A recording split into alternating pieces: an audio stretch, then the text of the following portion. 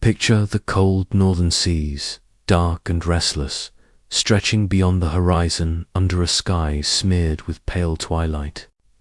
Waves crash against the jagged cliffs of Scandinavia, their rhythm a haunting lullaby for those who call this land home. Sit back, relax, and let your mind drift to an era where the line between myth and reality blurs, where longships carved from oak sailed into fog-laden harbors, carrying warriors whose names would echo across centuries. The Viking Age, beginning around the late 8th century, was more than the thunder of raiding axes or the gleam of swords under the sun. It was a civilization in motion, a people defined by curiosity, exploration, and a relentless drive to transform both themselves and the world around them. Some researchers suggest that the first Viking raids, sudden and brutal as they were not merely acts of mindless violence, but calculated strikes born of social pressures, shifting political structures, and the search for wealth and status in a rapidly changing Northern Europe.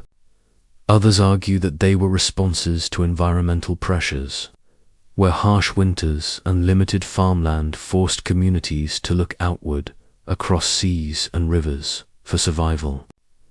In the fjords and valleys of Denmark, Norway, and Sweden, small farming communities were evolving, experimenting with early forms of governance, trade, and social organization that would lay the foundation for kingdoms yet to come.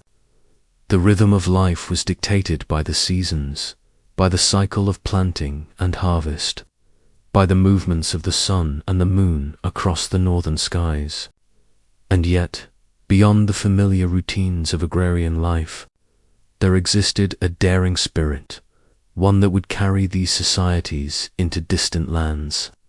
From the icy shores of Greenland to the bustling ports of Constantinople, and the windswept coasts of England and Ireland, archaeological evidence, from runestones etched with stories of journeys and battles, to remnants of fortified settlements that still stand, hints at a sophistication and adaptability that defies the simplistic image of Viking marauders.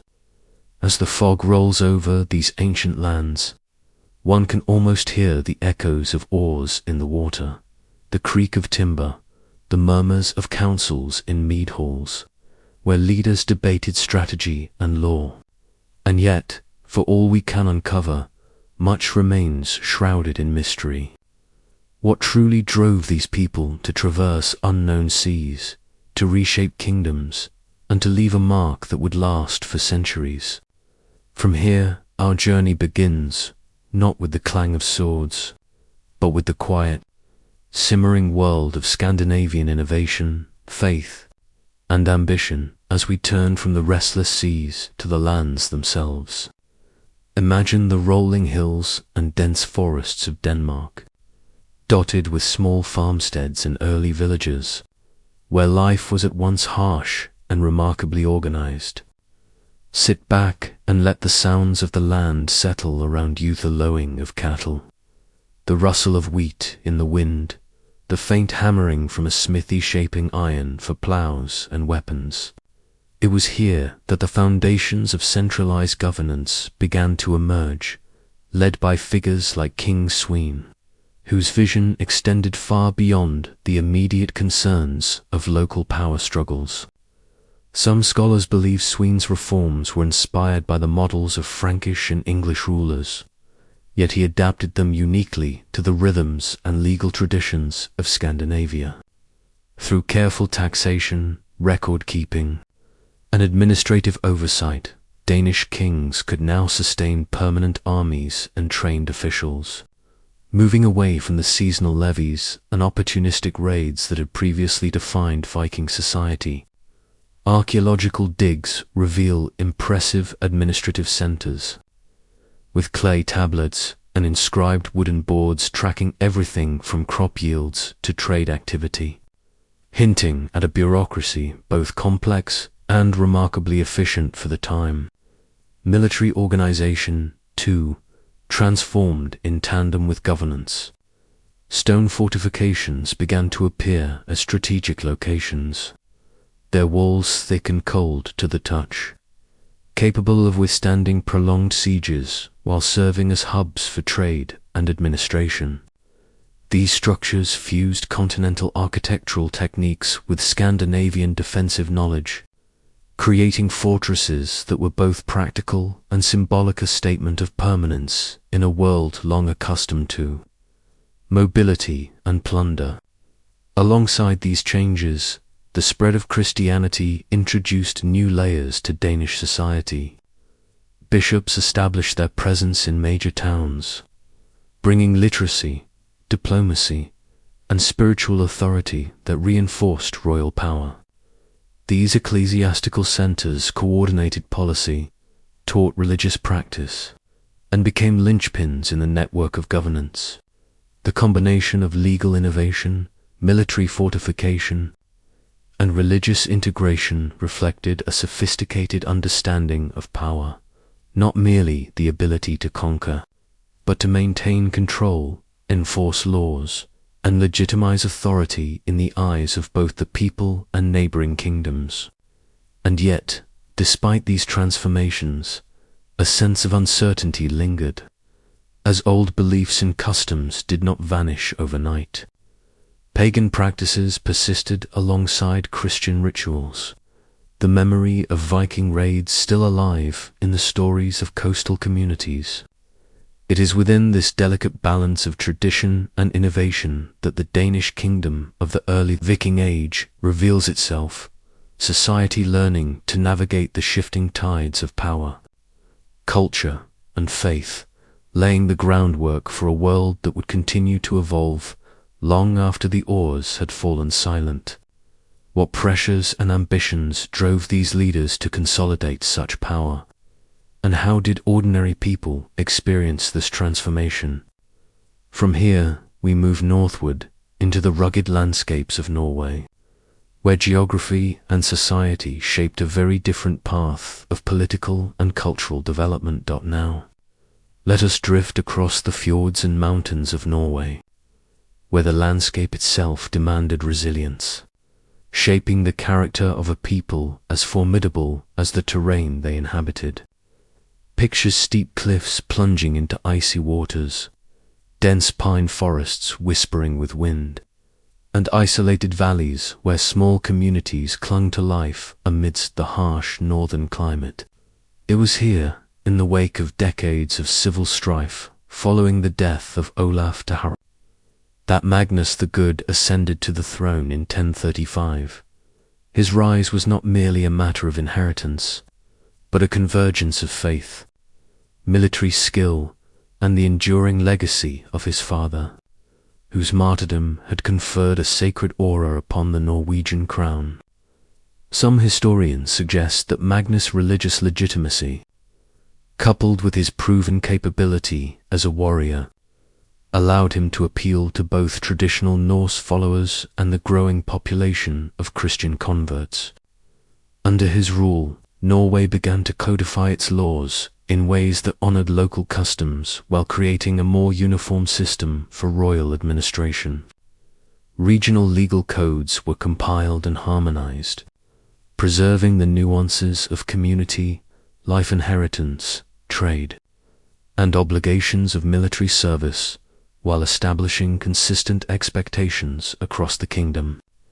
This careful balance prevented the kind of unrest that had plagued the country for decades and allowed the monarchy to project authority without crushing local identity. Meanwhile, the economy was undergoing a quiet revolution.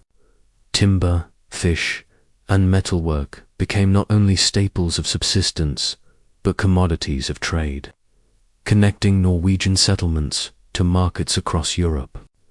Villages that had once survived through seasonal raiding and farming now participated in a growing network of international commerce, creating wealth and stability that strengthened royal power.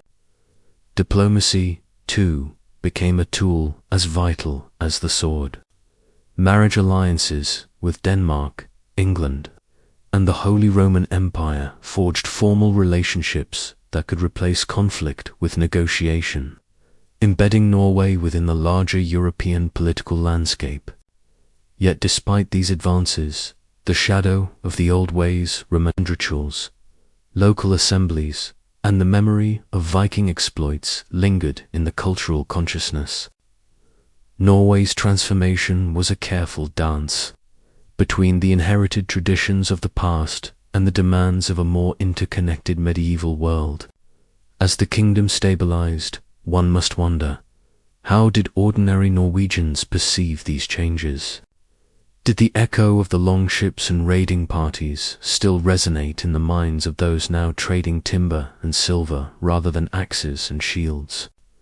From Norway, our journey continues eastward, toward the expansive and complex lands of Sweden, where geography and entrenched power structures shaped a far slower, more intricate path of political consolidation and religious transformation, offering a very different glimpse into the Viking Age's enduring mysteries. From the rugged fjords of Norway, we turn our attention to the vast forests, lakes, and rolling plains of Sweden, where the story of the Viking Age unfolds at a slower, more deliberate pace. Unlike the rapid centralization witnessed in Denmark or the assertive consolidation in Norway, Sweden's evolution was shaped by geography that both connected and divided, and by powerful regional elites who clung tightly to local authority. Around 1060, the reign of King Strenkel began, marking the first systematic efforts to unify the disparate territories of Svealand and Gagtaland under a single administration. Yet unification did not mean erasure of local identity. On the contrary, Swedish kings had to navigate centuries of entrenched customs, legal codes, and cultural practices that resisted homogenization. The kingdom's religious transformation was perhaps the most delicate of all. The ancient temple at Uppsala remained a potent symbol of pagan continuity, and seasonal festivals and sacrifices still held sway over many communities. Forced conversion could have fractured society, yet Swedish monarchs adopted a measured approach, blending Christian observances with traditional rituals, allowing old customs to survive under a new religious framework. Some scholars suggest that this hybridization was not merely practical but also strategic, reinforcing the legitimacy of the crown while easing the population into a new spiritual order. Meanwhile, Sweden's economic networks were expanding, built on the kingdom's long-established control of trade routes to the east, reaching toward the Byzantine Empire and the Islamic world.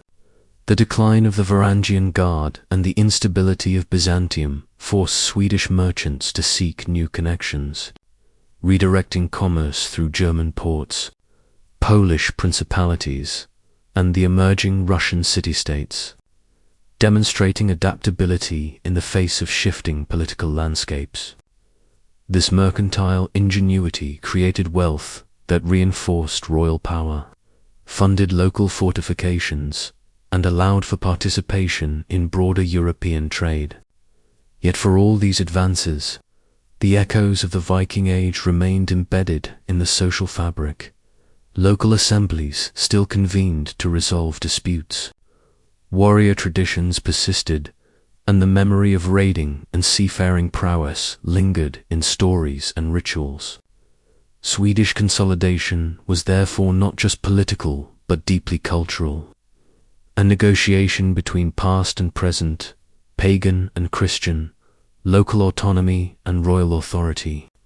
As we leave the forests and lakes of Sweden, one cannot help but wonder, how did these gradual changes influence the daily lives of ordinary Swedes?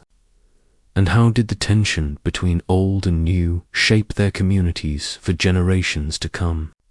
From here, our journey moves beyond the kingdoms themselves. To the wider world, they touched the intricate networks of language, law, and culture that carried the legacy of the Vikings far beyond Scandinavia's icy coasts. As the Scandinavian kingdoms solidified, their influence rippled far beyond fjords, forests, and plains, leaving traces in lands they never fully ruled and in cultures that had never known them firsthand. One of the most remarkable legacies of the Viking Age is its linguistic footprint. Stretching across England, France, Ireland, and even parts of Eastern Europe, some researchers point to the Danish settlements in the Danelaw as a crucible for profound change in the English language, where Norse-speaking settlers and Anglo-Saxon inhabitants interacted daily in markets, courts, and homes. Words relating to governance, warfare, and trade terms for ships, weapons, taxes, and legal practices slipped seamlessly into English vocabulary, while everyday pronouns, prepositions, and verb forms subtly reshaped the structure of the language itself. Others suggest that these linguistic shifts were more than practical. They were cultural markers, a quiet proof of the Norse presence and integration. Yet it was not only language that carried the Viking imprint. Legal and governmental structures also bore the hallmarks of Scandinavian innovation. The Thing assemblies, local councils where free men debated disputes and enforced laws, provided a model for participatory governance that influenced the development of parliamentary institutions in England and Iceland. The concepts of compensation-based dispute resolution, individual rights, and communal involvement in justice fundamental principles in Viking society began to weave into the broader European legal fabric, demonstrating a subtle but enduring power of influence that persisted long after the longships had vanished from European rivers. Settlement patterns, too, left cultural fingerprints.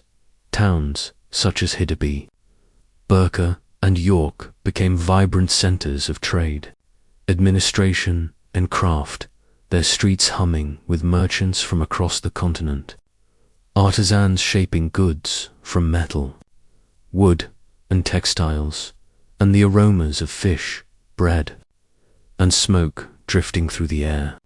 Here, Scandinavian innovation merged with local customs, creating hybrid economies that enriched the wider region. Even the runic inscriptions scattered across former Viking territories offer a direct portal into their world carved on stones, wood, and metal. These brief texts provide glimpses of political events, religious beliefs, and personal relationships with a clarity that later literary sources cannot fully capture. From Greenland to the Black Sea, the distribution of these inscriptions attests to both the geographical reach of Viking influence and the persistence of their literacy traditions. And yet, for all this evidence, questions linger. How did these linguistic, legal, and cultural imprints alter daily life in subtle ways? In the cadence of conversation, the resolution of disputes, or the structure of villages and towns? As we ponder these legacies, we begin to see the Vikings not only as raiders or settlers, but as architects of long-lasting European transformation, setting the stage for the profound, cross-cultural exchanges that define the next chapter of their story. Archaeology offers a tangible bridge into the Viking world, allowing us to step beyond sagas and chronicles and touch the physical remnants of a civilization that spanned seas and centuries. Imagine walking through the bustling streets of Hiddeby or Birka, the salty wind carrying the cries of merchants and the clatter of horse hooves on cobblestones, the scent of smoked fish mingling with the earthy aroma of timber and clay from nearby workshops. Excavations reveal the sophisticated urban planning of these centers, with neatly arranged houses, marketplaces, and quaysides where goods from distant lands were exchanged with astonishing regularity. Some researchers highlight the evidence of craft specialization, blacksmiths shaping iron into weapons and tools, goldsmiths producing intricate jewelry that glinted in torchlight, and carpenters constructing the very ships that would carry Norse explorers to distant shores. Others suggest that the layout of these towns reflects a keen understanding of trade, efficiency, security, and communal life, with fortified positions ensuring defense while maintaining access to rivers and seas for commerce. Burial sites further illuminate Viking social hierarchies and spiritual beliefs. Rich graves, often accompanied by weapons, jewelry, and everyday objects, speak of leaders whose authority combined martial prowess with ritual significance. Conversely, more modest interments offer glimpses into the lives of commoners, their simple possessions hinting at daily routines, family structures, and regional variations in material culture.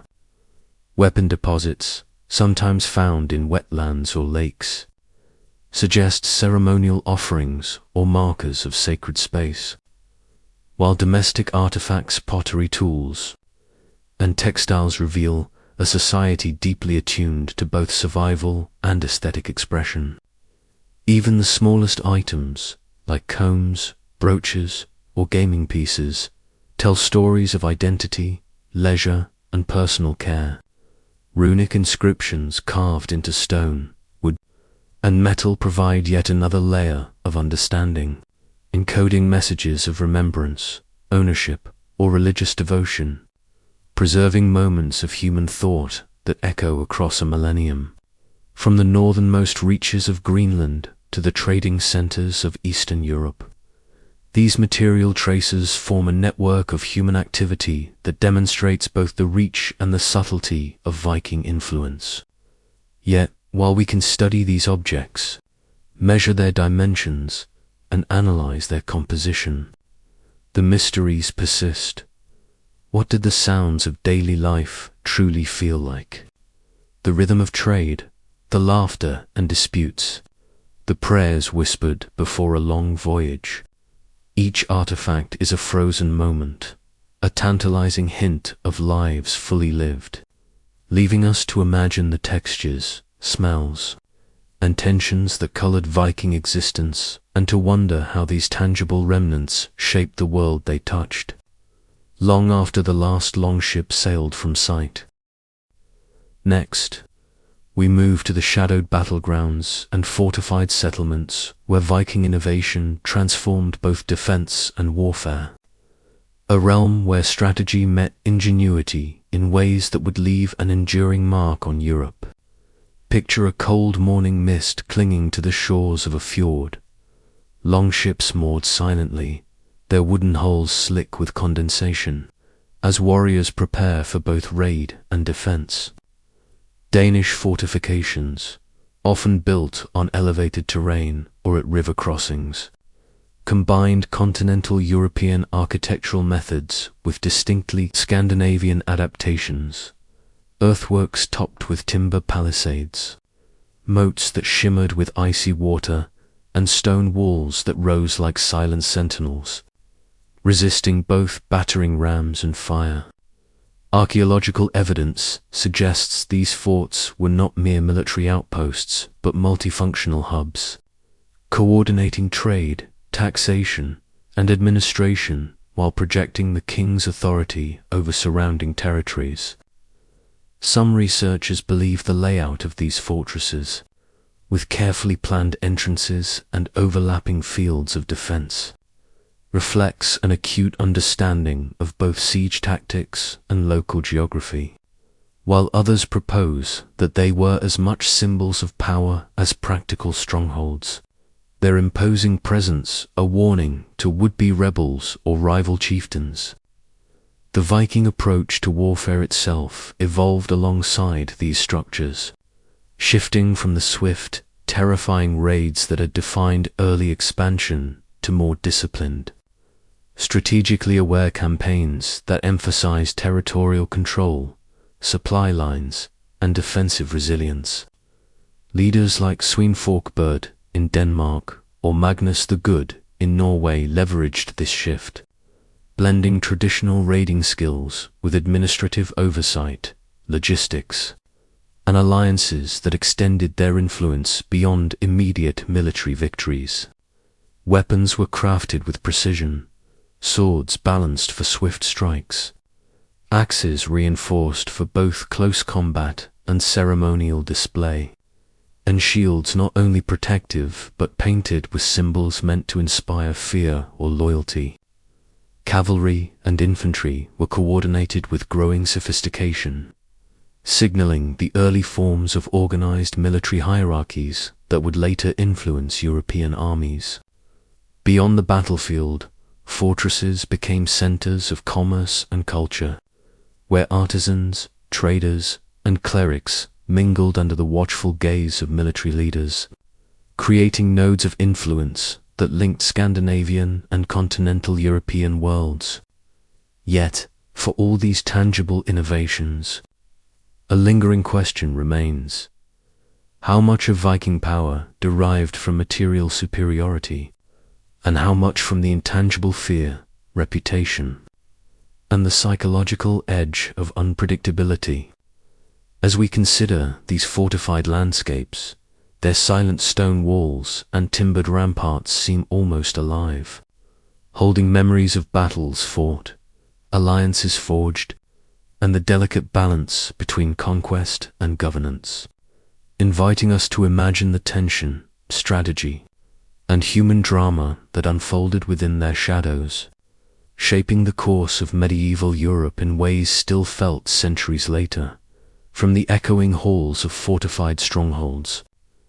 We now move into the hushed, candlelit chambers where faith and power intertwined, reshaping the Scandinavian kingdoms in ways both subtle and profound. Imagine the flickering glow of tallow candles reflecting off stone walls, the scent of incense curling through the air, as bishops and clerics begin their work under the watchful eye of kings, seeking to legitimize their rule through divine authority. The integration of Christian institutions into Denmark, Norway, and Sweden was not a sudden conquest of belief, but a careful, deliberate process, one that blended local customs with imported religious structures. Some scholars suggest that kings like Svein Forkbird and Magnus the Good recognized the utility of the Church not merely for spiritual guidance, but as a sophisticated administrative partner, providing trained scribes, record keepers, and advisors capable of managing complex bureaucracies that extended across territories with diverse populations and local laws. The construction of bishoprics at strategic urban centers allowed for systematic religious instruction while simultaneously creating hubs of administration and influence, where policies could be coordinated and enforced across regions. These clerics were often well-versed not only in theology but in law, diplomacy, and governance, enabling them to act as both spiritual guides and practical enforcers of royal decrees. Yet the spread of Christianity encountered resistance, particularly in Sweden, where the persistence of pagan temples, seasonal festivals, and deeply ingrained cultural rituals meant that conversion required nuance, patience, and occasionally compromise. Swedish monarchs adopted a gradualist approach, allowing old traditions to persist under the framework of new Christian observances, a careful balance that preserved social cohesion while extending royal and ecclesiastical authority. The melding of religious and political power also brought new avenues for diplomacy, as marriage alliances, treaties, and correspondence with other Christian kingdoms provided Scandinavia with legitimacy and access to continental networks of trade and influence. Some historians argue that this religious integration was as much about psychological control as spiritual guidance, a way to anchor loyalty and identity in a rapidly centralizing state. The bishops themselves became symbols of this transformation, bridging the familiar and the foreign, the sacred and the administrative, while shaping the intellectual and moral landscape of the kingdom. As incense smoke drifts through these early cathedrals and administrative centers, one can almost hear the murmurs of scribes copying laws, clergy debating doctrine, and kings plotting alliances, all under the subtle yet pervasive power of faith. It raises a lingering question: how much of the Viking kingdom's stability owed itself to swords and fortifications, and how much to the quiet, unyielding authority of religion, threading through society in ways both visible and invisible. Next we move northward to the rugged fjords and towering mountains of Norway, where the story of consolidation and unification unfolds under the reign of Magnus the Good, a king whose lineage carried both the weight of martyrdom and the promise of divine favor. Picture the wind-swept cliffs, the icy rivers cutting through deep valleys, and the scattered settlements clinging to the edges of this formidable landscape, each with its own customs, laws, and local leaders resistant to outside authority. After decades of civil strife following the death of Olaf de Haraldsson, Norway was a patchwork of territories, fractured and restless, where loyalty was earned through deeds rather than decrees. Magnus' approach combined military skill with religious legitimacy, leveraging his father's canonization to assert a moral and spiritual claim over lands that had known little stability. Some researchers believe that Magnus' genius lay not only in his campaigns, but in his ability to synthesize local legal traditions into a coherent, kingdom-wide system. He commissioned the compilation of regional law codes that preserved customary practices while establishing procedures for royal administration, creating a delicate balance between community autonomy and centralized authority. These laws addressed inheritance rights, commercial regulations, and military obligations, reflecting a sophisticated understanding of Norwegian society that respected both tradition and the practical demands of governance. Beyond legislation, economic transformation became a central pillar of Magnus' strategy. Norway's natural resources, timber from dense forests, abundant fish from cold northern seas, and rich mineral deposits were increasingly exploited to create stable sources of revenue, reducing reliance on raiding and tribute. The expansion of crafts and trade networks connected Norwegian ports to England, Denmark, and even the Byzantine world, weaving the kingdom into a broader web of international commerce. Diplomacy, too, played a critical role.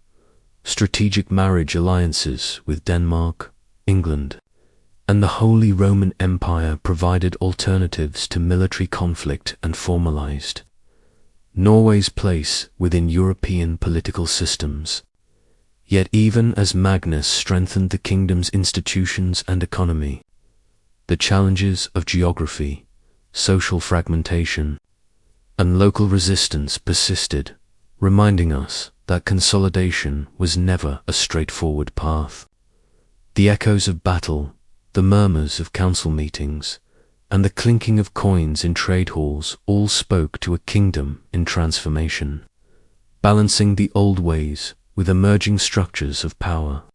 As the fjords glisten under the Nordic sun, one cannot help but wonder how much of Norway's survival and growth depended on Magnus's calculated blend of force, faith, and land, how fragile the equilibrium truly remained, teetering between unity and fragmentation.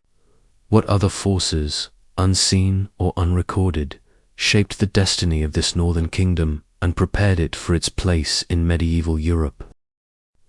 From one mystery to the next, we now turn our attention to the economic heartbeat of 11th century Norway, where the kingdom's transformation extended far beyond laws and kings, reaching into the daily lives of merchants, craftsmen, and fishermen whose labor quietly reshaped the nation's destiny.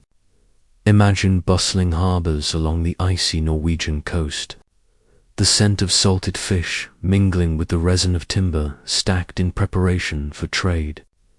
Longships repurposed not for raiding but for hauling goods across turbulent northern waters, their wooden hulls groaning under the weight of barrels filled with oil, furs, and metal.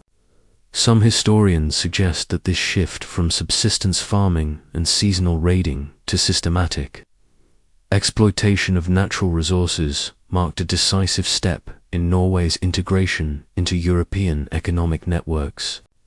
Timber exports flowed steadily toward continental ports. Fish were processed and salted in volumes that could feed distant markets.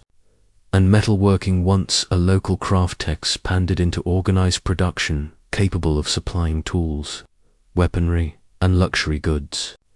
Each transaction, each voyage, created ripples that strengthened royal authority by generating revenue, enabling monarchs to maintain larger military forces and fund more sophisticated administrative systems.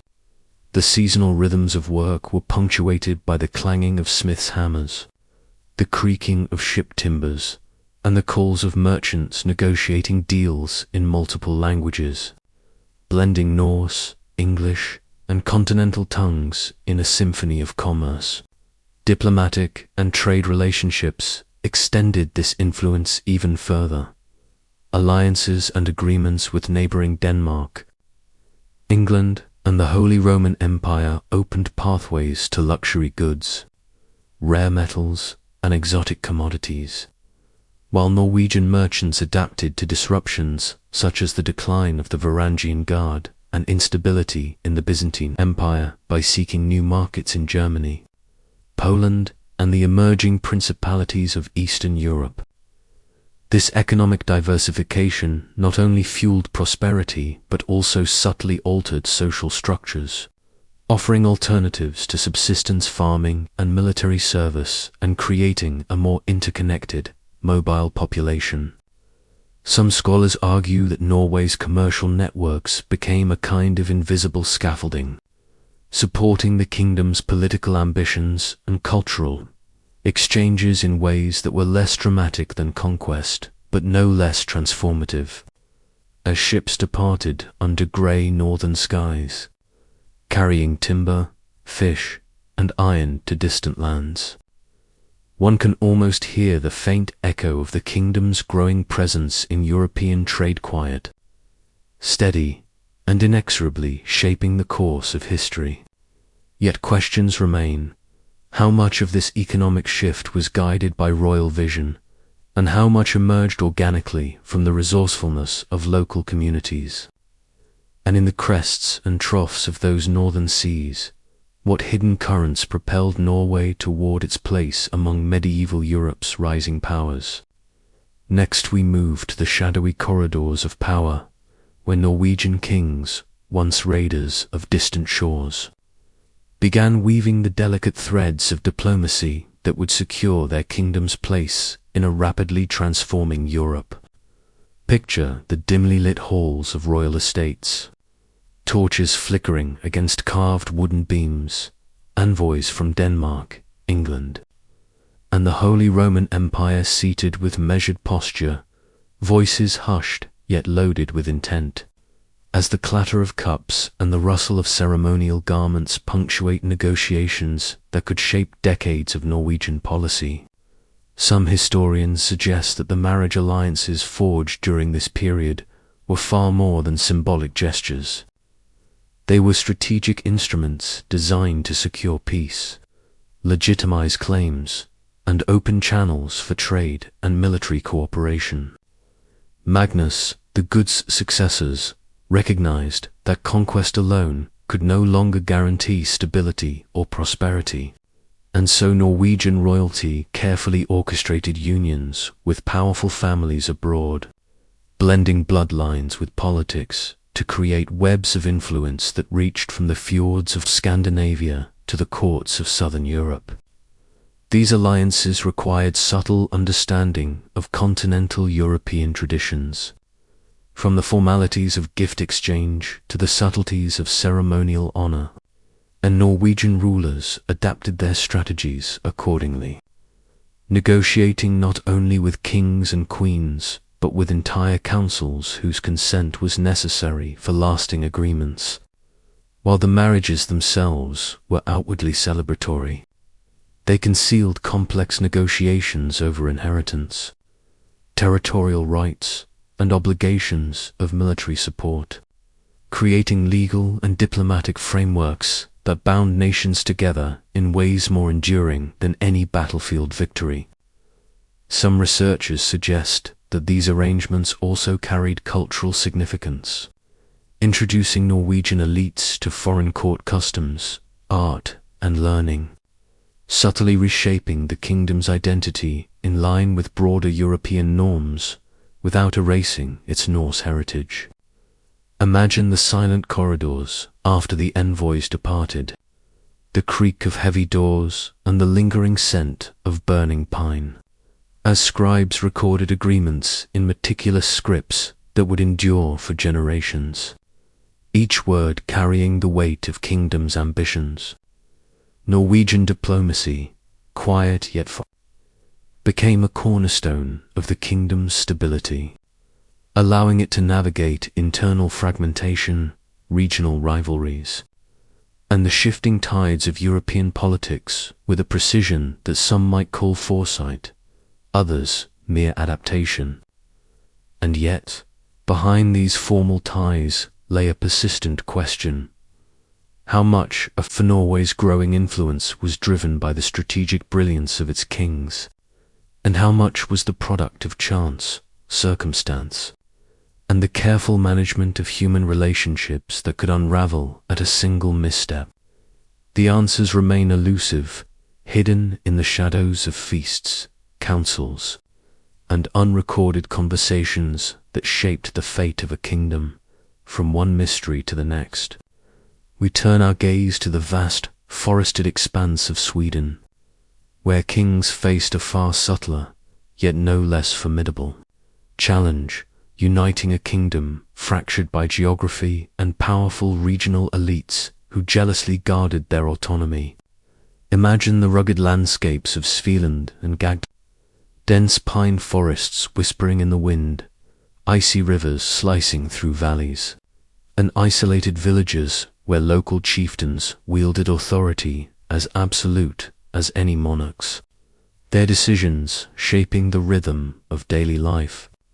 Swedish rulers like Strenkil, ascending around 1060, understood that a heavy-handed approach could provoke rebellion and destabilize the delicate balance of power, so they adopted a careful, gradual method of integration that combined respect for traditional, legal customs with the strategic imposition of royal oversight. Some scholars suggest that this approach was as much about psychology as politics. By allowing local communities to maintain ceremonial practices, seasonal festivals, and legal traditions, the kings created a perception of continuity while subtly embedding royal authority. Religious transformation added another layer of complexity. The persistence of the Uppsala temple and entrenched pagan practices posed an ongoing challenge to Christianization, requiring diplomacy, patience, and sometimes compromise. Rather than attempting to erase these cultural touchstones, Swedish monarchs incorporated them into Christian frameworks, softening the impact of conversion while reinforcing their own legitimacy as divinely sanctioned rulers. At the same time, the kingdom's economic ambitions were quietly expanding, driven by the need to sustain both the monarchy and emerging urban centers. Swedish merchants, navigating shifting political realities in the Byzantine Empire and the Islamic world, sought alternative trading networks when old channels, such as the Varangian Guard in Constantinople, became unreliable. Timber, furs, and iron began to flow along rivers and overland routes, linking remote settlements to bustling trade hubs, while local craft industries adapted to meet the demands of both domestic and international markets. These economic developments, though less dramatic than the raids of earlier centuries, provided a steady foundation for royal revenues and allowed the gradual expansion of administrative structures into previously autonomous regions. Yet, even as kings negotiated religious conversion and commercial growth, tensions simmered beneath the surface, the threat of local uprisings always present, reminding us that unification was never a simple linear process. Each victory, each subtle consolidation, carried the shadow of resistance and uncertainty, a quiet reminder that power in medieval Sweden was fragile, contingent, and perpetually negotiated.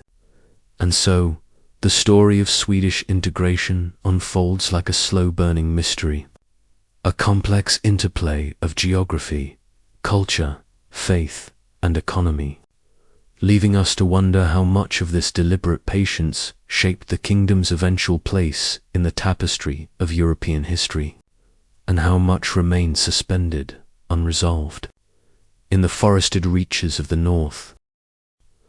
Next, we move from the political landscapes of Scandinavia to the far-reaching echoes of Viking influence that spread across Europe, leaving traces in language, trade, and culture that persist even today.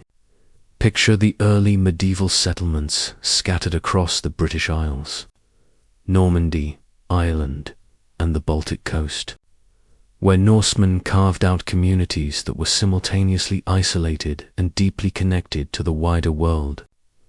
These were not mere outposts of conquest.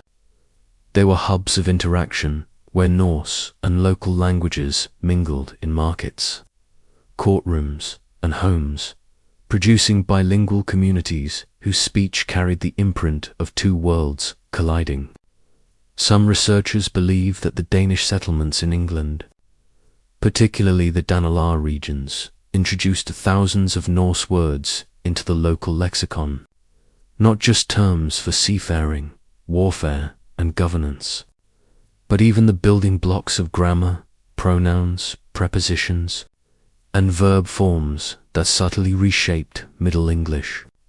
Imagine a child hearing a Viking trader barter at a wooden stall, words of Norse origin slipping effortlessly into everyday conversation, unremarkable at the time, yet leaving a legacy that endures centuries later. Beyond language, the Vikings' economic and commercial networks created veins of exchange stretching from the Arctic fjords to the Mediterranean shores. Luxury goods like Byzantine silk, Islamic silver, and Frankish weapons traveled along these routes, carried on sturdy longships, or by overland caravans, guided by the knowledge of seasoned navigators. Archaeological finds at trading centres like Hiddeby, Birka, and York reveal bustling marketplaces, workshops, and warehouses, evidence of a complex economy that thrived on both local production and long-distance trade. Craftsmanship flourished alongside commerce. Metalworkers, shipbuilders, and artisans produced tools, weapons, and decorative items that blended Scandinavian aesthetics with the influences of distant cultures. Some historians suggest that the mobility of Viking populations facilitated a cultural osmosis, spreading technologies, artistic styles, and even governance practices across Europe. Yet these exchanges were not always straightforward. Tension simmered as local populations negotiated the presence of these newcomers, blending adaptation with resistance. In this delicate interplay of settlement, trade, and cultural integration, the Vikings left an imprint that was neither wholly disruptive nor entirely harmonious, but enduring, shaping legal codes, urban development, and social structures in ways that would ripple through generations. And as we trace these threads from the fjords to the bustling streets of medieval cities, one cannot help but wonder To what extent did these Norse settlers consciously shape European civilization? And how much of their influence emerged quietly, almost imperceptibly, through the rhythms of daily life, speech, and commerce, from the bustling marketplaces and woven words of Norse settlers? We turn to the enduring imprint they left on European legal systems and governance, a facet of Viking influence that often goes unnoticed, yet shaped societies for centuries. Imagine the open-air assemblies, or things, where free men gathered on a wind-swept hill, the sharp scent of pine and salt in the air, to discuss disputes, resolve conflicts, and make collective decisions. These gatherings were more than simple councils. They were early experiments in participatory governance, blending customary law with emerging concepts of fairness and community accountability. Some researchers argue that the organizational principles behind these assemblies provided a blueprint for later parliamentary systems in England, Iceland, and beyond, introducing the idea that ordinary members of society could hold a voice in judicial and administrative matters. In addition to governance, the Vikings' approach to law emphasized compensation-based justice, where injuries or losses were redressed through negotiated payments rather than unending cycles of vengeance. This system fostered stability in communities that might otherwise have been riven by feuds, embedding a sense of order that could be adapted and absorbed into the legal frameworks of the regions they settled.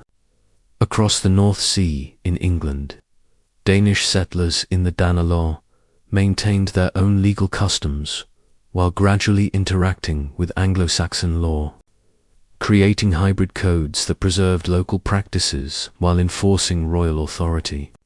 In Iceland, the Althing, established around 938, became a formalized national assembly where laws were recited, debated, and codified, creating one of the earliest functioning legislatures in Europe, a system that endured for centuries. Even the smallest details, inheritance, rules, property rights, and obligations for military service revealed a careful balancing act between traditional Norse social structures and the administrative needs of centralized monarchy. These legal innovations were not imposed from above alone. They evolved organically, reflecting both the demands of a changing political landscape and the cultural expectations of communities steeped in Viking traditions. Scholars suggest that the spread of these practices illustrates a subtle but profound method of influence. Vikings shaped European governance not solely through conquest, but through the slow, deliberate integration of their social and legal norms into existing systems. And as we consider these developments, one begins to see a pattern emerging. The Vikings were not merely raiders or settlers, but agents of transformation, leaving behind legal and administrative legacies that quietly redefined the societies they touched.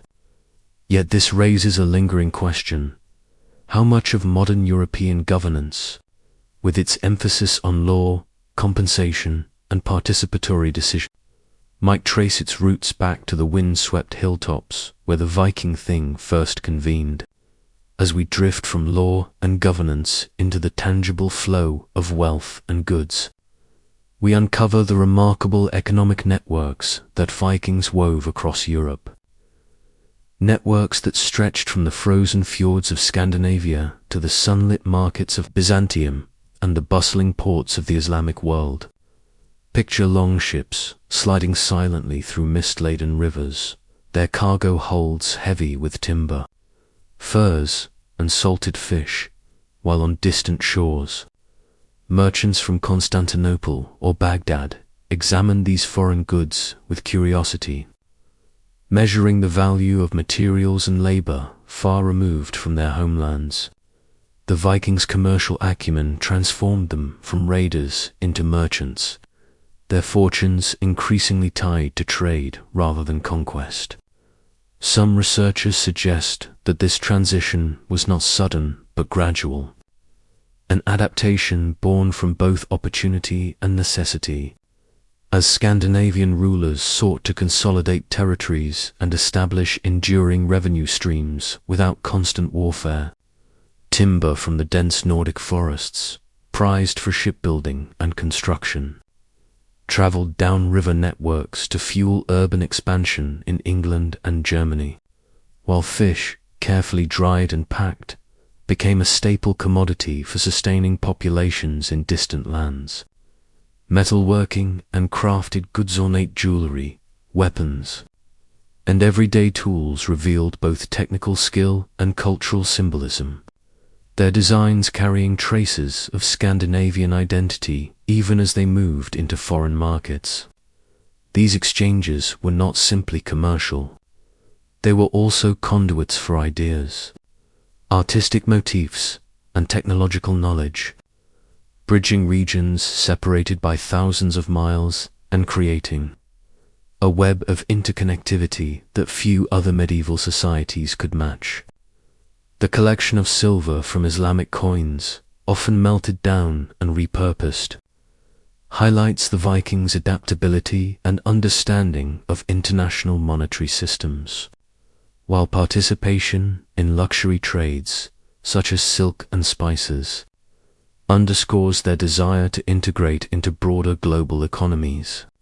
Norwegian and Swedish kingdoms expanded these networks systematically, exploiting natural resources and coordinating with merchants to secure wealth that could sustain professional armies, administrative bureaucracies, and urban settlements, reducing dependence on raids or seasonal tribute.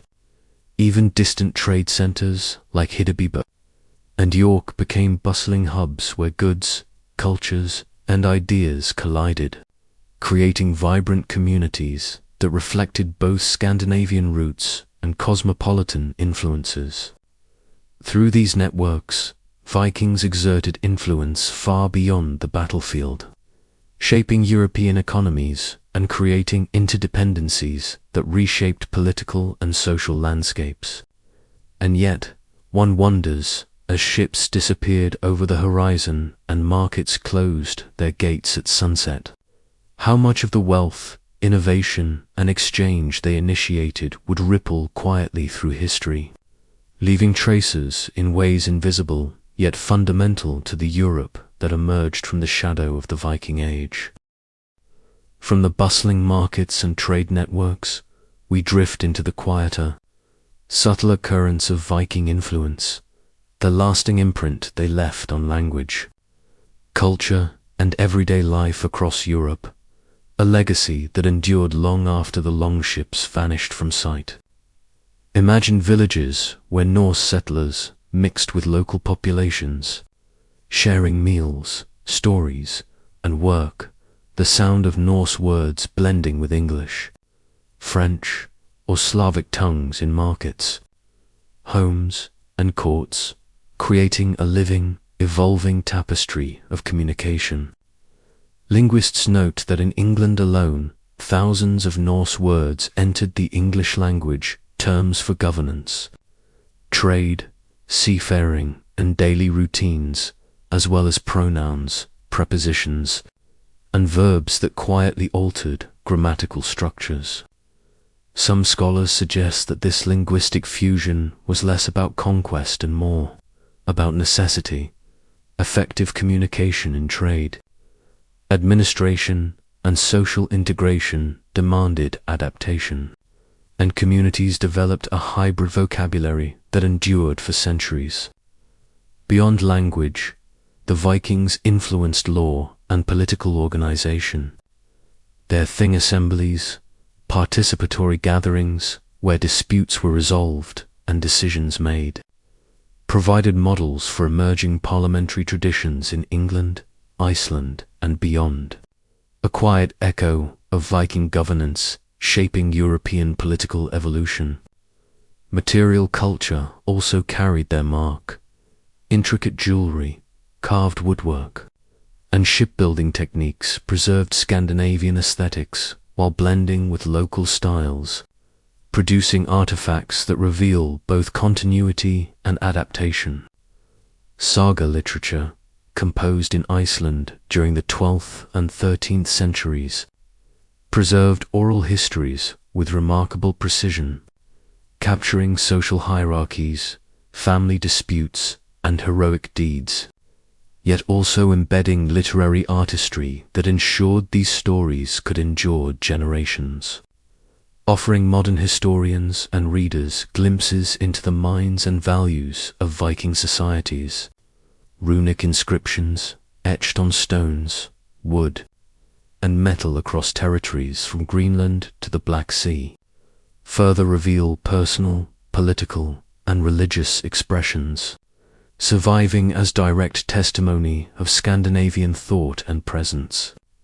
Even as political control waned, these linguistic, legal, and cultural threads wove into the fabric of European societies, influencing social norms, administrative practices, and collective memory. The Vikings' impact was not only visible but also pervasive, felt in subtle ways across centuries, shaping how communities communicated, governed, and remembered.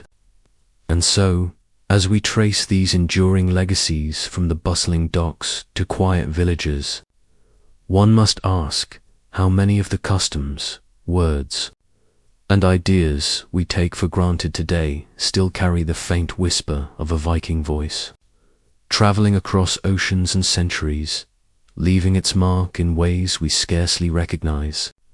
From the echoes of language and lore, we turn now to the tangible remnants of the Viking world, the artifacts and settlements that silently testify to lives once lived, journeys once undertaken, and societies once thriving across Northern Europe and beyond. Picture the excavation sites in Hidaby and York, the soil carefully peeled back to reveal layers of streets, workshops, and homes. The faint impressions of wooden structures preserved by centuries of earth and water. Archaeologists uncover tools, domestic utensils, and ornaments, each object whispering fragments of daily existence, knife handle worn smooth by countless meals prepared, a spindle whorl etched with a maker's mark, a fragment of pottery showing the curves of a hand that shaped it. Some researchers believe that the layout of these settlements reflected a sophisticated understanding of commerce and defense. Streets and docks positioned to facilitate trade while protecting communities from sudden attack. Weapon deposits, often buried deliberately, reveal more than martial skill. They tell of social hierarchies, ritual practices, and the symbolic importance of warfare in Scandinavian life. Burial mounds, ranging from simple graves to elaborate chambered tombs, contain treasures that suggest belief in an afterlife, and the placement of objects alongside the dead offers glimpses into values, occupations, and personal identities. Other artifacts, from jewelry inlaid with silver and glass to carved amulets bearing mythological motifs, indicate aesthetic sensibilities and religious practices, blending pagan traditions with Christian influences in later periods. Runic inscriptions carved into stone or wood provide intimate insights into daily concerns, commemorations, and sometimes even humor, acting as the written voices of people otherwise silent in history. Maritime archaeology adds another dimension. The remnants of longships, keel impressions, and harbor constructions reveal technical mastery. From the careful shaping of hulls to the strategic design of ships capable of both riverine navigation and open sea voyages. Analysis of trade goods, from Byzantine coins to Islamic silver, paints a portrait of interconnectedness, of Vikings participating not merely as raiders but as traders, negotiators, and cultural intermediaries in networks stretching from the Arctic to the Mediterranean. Even the residues of food, grains, and animal bones tell of diet, seasonality, and the rhythms of work and feast. Taken together, these material traces reconstruct a world that was dynamic, adaptive, and astonishingly interconnected, far beyond the simple image of marauders on the move. And yet, as each artifact is unearthed, questions linger. What stories remain lost to time? What voices never inscribed in stone or silver, leaving us to imagine the hidden depths of Viking experience? From the silent artifacts and bustling settlements, we now drift into the currents of commerce that carried Viking influence across Europe, connecting distant lands through trade, negotiation, and exchange of culture. Imagine the longships gliding through icy fjords and winding rivers, their prows cutting through mist as they transport not only warriors but also goods, furs from the north, amber from the Baltic, silver from the Islamic world, and fine textiles from Byzantium.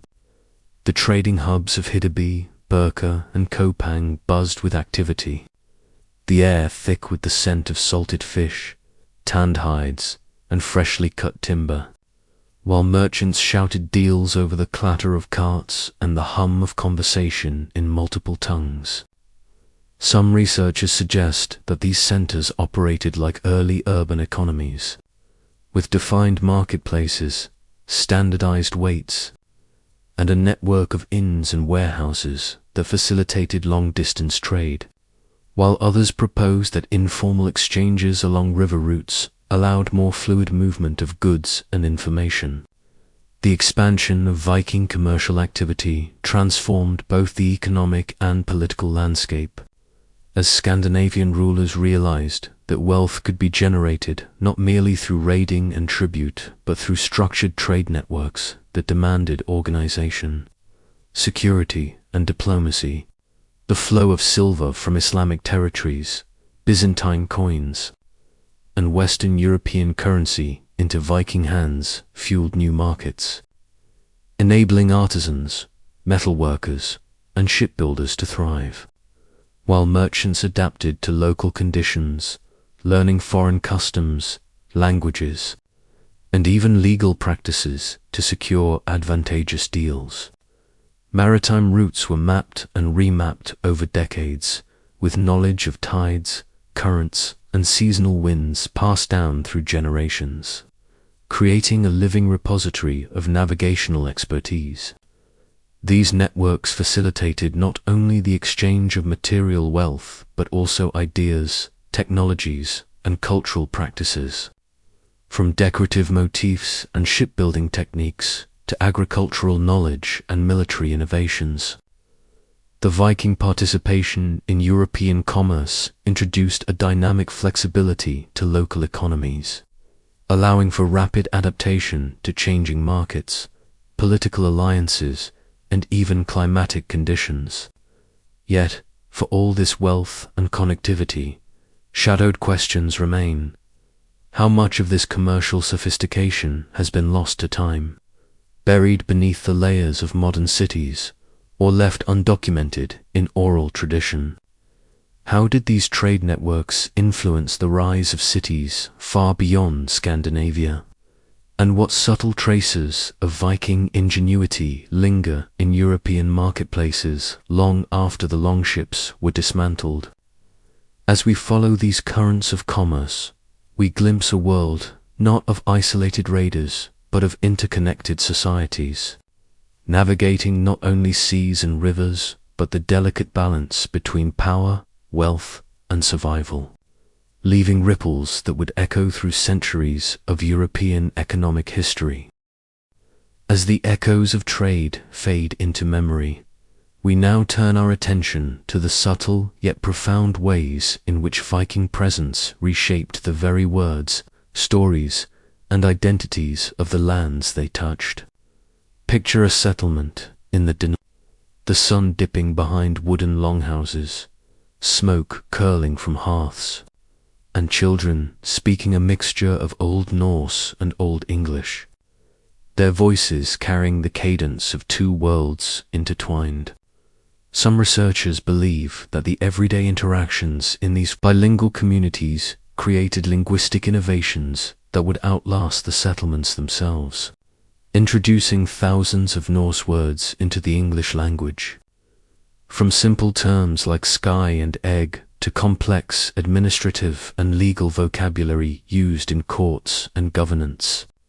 Others suggest that it was not merely vocabulary that endured, but the structure of language itself, influencing pronouns, verb forms, and even the rhythm of sentences in Middle English. Across the North Sea, similar processes occurred in Ireland, Scotland, Normandy, and parts of France, where Norse names, place names, and maritime terminology embedded themselves into local culture. Beyond language, the Vikings left an indelible mark on storytelling, history, and memory. The saga tradition of Iceland preserved both myth and history, weaving tales of heroism, kinship, and exploration with such vivid detail that modern readers and listeners can almost hear the crackle of firewood, smell the salt of the sea, and feel the tension of battle as if stepping into the past themselves. Some scholars argue that these sagas were more than entertainment. They were a form of historical consciousness, a deliberate act of cultural preservation in an era before printing presses or formal archives. Archaeological evidence supports these stories, revealing settlements, artifacts, and inscriptions that align with saga accounts, offering a tangible bridge between memory and material culture. Yet questions linger. How much of what we call Viking culture was shaped by the Vikings themselves, and how much by the societies they interacted with? How did these linguistic and cultural threads weave into the broader European tapestry, subtly influencing identity, law, and literature for centuries to come? Even today, the Norse influence is embedded in place names, idioms, and the structure of certain European languages, echoing the rhythms of longships moving silently across northern waters. As we explore these linguistic currents, we begin to understand that Viking expansion was not only a matter of raiding or settlement, but a transformative force that reshaped human communication, memory, and cultural identity across an entire continent, leaving traces that continue to resonate in the words we speak and the stories we tell. From the spoken word, we now drift into the silent, enduring influence of Viking law and governance, a legacy carved not in stone alone but in the very frameworks that would guide European societies for centuries. Imagine the open-air thing, a gathering place on the edge of a fjord or a grassy plain, where local leaders and free men convened to deliberate disputes, enact laws, and maintain social order. The air would have been thick with the scent of pine and peat, the voices of assembly ringing out across the water, each word a thread in a fabric of law that combined custom, negotiation, and collective authority. Some historians argue that these assemblies were not merely local phenomena, but prototypes for participatory governance, influencing parliamentary practices in England, Iceland, and beyond. Others suggest that their true significance lies in the legal concepts they preserved: compensation-based dispute resolution, the recognition of individual rights, and the integration of community consensus into decision-making processes. As Viking territories transitioned into medieval European kingdoms, these systems were neither discarded nor forgotten.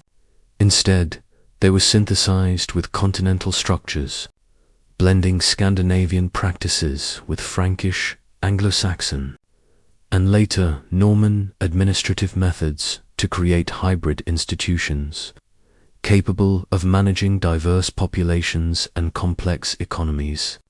Archaeological evidence, from rune-inscribed legal stones to meticulously kept administrative records in Danish and Norwegian centers, reveals the sophistication of these practices, showing attention to taxation, inheritance, trade regulations, and military obligations. The legal codes of Magnus the Good in Norway, adapted from regional customs yet harmonized under royal oversight, demonstrate the careful balancing act between local autonomy and centralized authority. Danish kings, with their fortified towns and ecclesiastical networks, mirrored this trend, using administrative innovation to secure loyalty, manage resources, and project power across fragmented landscapes. Even in Sweden, where consolidation was slower, the gradual Christianization of governance and the careful preservation of traditional customs created hybrid legal frameworks that maintained social cohesion. The Vikings, it seems, were not only warriors and merchants, but architects of durable institutional design, leaving behind structures that influenced European law long after their ships disappeared from the seas. And yet questions remain. How did these legal innovations spread beyond Scandinavian borders? And to what extent did they shape the medieval European understanding of justice, rights, and governance? As we consider these legacies, we realize that the Viking imprint on Europe was not only carved in wood, stone, or steel, but embedded in the invisible, guiding rules that shaped societies, giving rise to principles of law and administration that continue to resonate in ways we are only beginning to fully understand.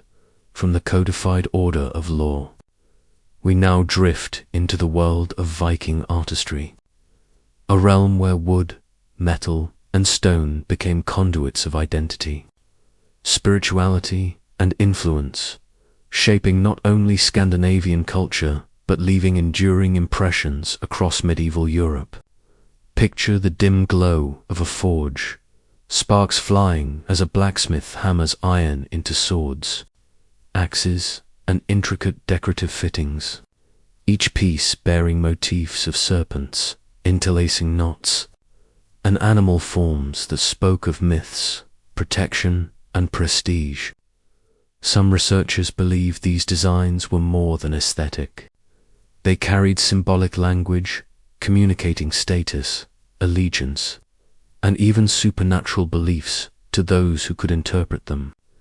Others suggest that Viking artisans drew inspiration from the lands they traded with or raided, incorporating stylistic elements from Anglo-Saxon, Frankish, and Byzantine crafts into a distinctly Scandinavian visual vocabulary. The craftsmanship extended far beyond weapons. Longships were masterpieces of naval engineering and artistic expression, their carved prows both intimidating to foes and emblematic of maritime prowess. Jewelry, brooches, and religious artifacts found in burial mounds reveal sophisticated metallurgical skills and a keen eye for detail, often blending gold, silver, and precious stones in patterns that suggest both cosmological meaning and personal storytelling. The material culture of the Vikings, however, was not limited to portable objects. It manifested in architecture as well, from the timber halls of Scandinavia to the stone fortifications and ecclesiastical structures, inspired by continental models but adapted to local needs. In Denmark, fortified towns integrated functional design with symbolic displays of power, while in Norway and Sweden, churches and urban centers became spaces where Scandinavian aesthetic sensibilities met Christian iconography, creating hybrid forms that reflected both continuity and transformation. Archaeological excavations across Hedeby, Birka, and York reveal urban layouts, marketplaces, and workshops that speak of economic sophistication and artistic exchange, where artisans and merchants coexisted, shaping the texture of daily life and the visual identity of communities. Runestones, standing silently across fjords and plains, offer yet another layer of cultural expression, combining written language with pictorial symbolism, commemorating individuals, deeds, and events in ways that blur the line between text, art, and ritual. As Scandinavian art and craftsmanship spread through trade networks, it influenced continental techniques, informing medieval European sculpture, metalwork, and architectural ornamentation. And yet, a lingering question persists. How did these artistic exchanges alter the perception of the Vikings themselves, transforming them from feared raiders into admired contributors to the evolving European cultural tapestry? The answer may lie not in a single artifact or monument, but in the subtle integration of Scandinavian aesthetics into the broader medieval imagination, a legacy that endures quietly, waiting to be traced in every intricate pattern, every carved stone, and every vessel shaped by hands guided as much by imagination as by skill. As we arrive at the final chapter of this journey through the Viking Age, imagine a landscape reshaped not by conquest alone, but by the subtle, enduring threads of cultural transformation that wove Scandinavian influence into the very fabric of medieval Europe. Sit back, relax, and let the story unfold.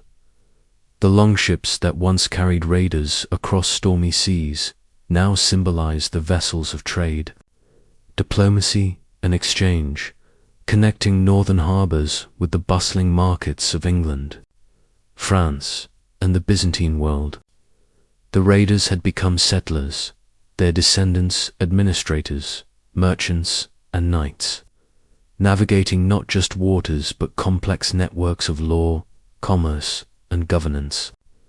Some historians suggest that the real legacy of the Vikings lies not in their plunder, but in the systems they left behind, the legal codes that inspired participatory governance, the fortifications that informed European military architecture, and the settlements that evolved into thriving urban centers still visible on modern maps.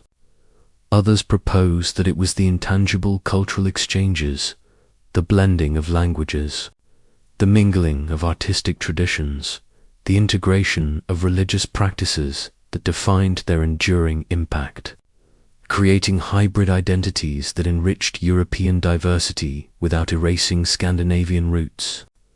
Picture a marketplace in Hiddeby or York, the air thick with the scent of fish, timber, and metalwork, where merchants spoke a blend of Norse, English, and Latin, bartering goods while ideas traveled as freely as silver and silk. Linguistic legacies lingered too, with Norse vocabulary becoming woven into English grammar. Everyday expressions and the subtle cadence of Middle English speech, echoing through centuries of literature and oral tradition. Even saga literature, composed in the quiet halls of Iceland long after the last raids, preserved a consciousness of history, memory, an identity that offers modern observers unparalleled insight into the Viking worldview. And yet, the Viking Age was never simply a tale of conquest or settlement. It was a story of adaptation, resilience, and transformation. From the harsh fjords of Norway to the fertile plains of Denmark, and across the trading routes of Sweden, these societies evolved, learning to balance tradition with innovation, war with diplomacy, and pagan belief with Christian faith. As night falls over this vast, interconnected world, one cannot help but wonder how much of modern European structure, law, and culture quietly owes its existence to those seafaring communities who, centuries ago, navigated both oceans and the complex currents of human society. The Viking Age may have ended around 1100 AD, but its influence persists, etched into the stones of old towns, whispered through ancient words, and remembered in every story that reaches across time, inviting us to trace the path of warriors who became the architects of a new medieval world, leaving a legacy both formidable and quietly enduring, waiting for those who listen closely enough to hear it still.